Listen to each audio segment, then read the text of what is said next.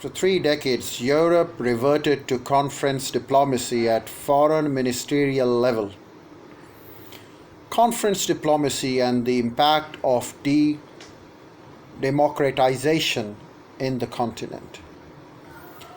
The Congress of Paris of 1856 not only ended Crimean War but also resulted in the codification of a significant amount of international law. As European powers extended their sway throughout the world, colonies and spheres of influences in areas remote from Europe came increasingly to occupy and preoccupy their diplomacy. Conferences in Berlin 1878 and 1884-85 prevented conflagration over the so-called Eastern and African questions.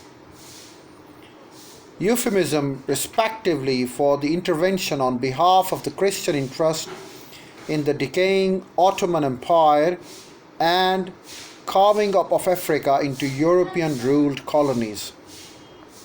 Furthermore, multilateral diplomacy was institutionalized in a permanent form. The Paris Congress created an international commission of the Danube Match Vienna in 1815, Commission of the Rhine, and established a Universal Telegraph Union, later known as the International Telecommunication Union. In 1874, a General Postal Union, later known as Universal Postal Union, was established. Afterward, specialized agencies like these proliferated. The peace conferences at Hague in 1899 to 1907, which resulted in the conventions aimed at codifying the laws of war and encouraging disarmament, were harbingers of the future. During the 19th century, the world underwent series of political transformations and diplomacy changed with it. In Europe, power shifted from royal courts to the cabinets, kings were replaced by ministers and international meetings. Foreign policy became a matter of increasingly democratized politics. This, plus mass literacy and the advent of inexpensive newspapers, made foreign policy and diplomacy concerns of the public opinion. Domestic politics thus gained increasing influence over European foreign policy making.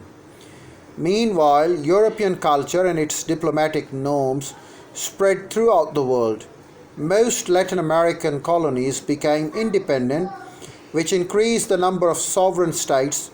With their European heritage, Latin American countries adopted existing system without question, as United States had done earlier. The British Empire, through East India Company, gnawed away at the Mughal dynasty and India's many independent states and principalities, and then united all of the subcontinent for the first time under a single sovereignty. In the middle of the 19th century, an American naval forced Japan to open its society to the rest of the world.